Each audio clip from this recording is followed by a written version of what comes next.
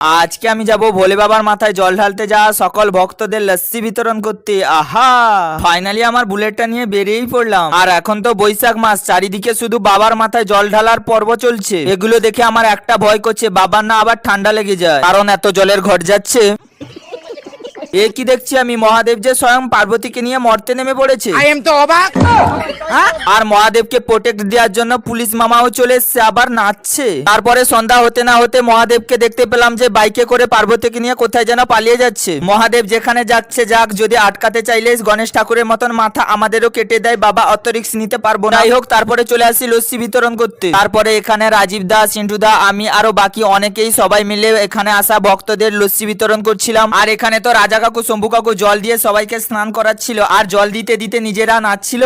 যাই হোক, তারপরে লস্যি দেওয়া কমপ্লিট করে বাড়ির দিকে যেতে থাকি। আর তোমরা এরকম মিনি ব্লগ দেখতে চ্যানেলটাকে সাবস্ক্রাইব করো। Tata, by.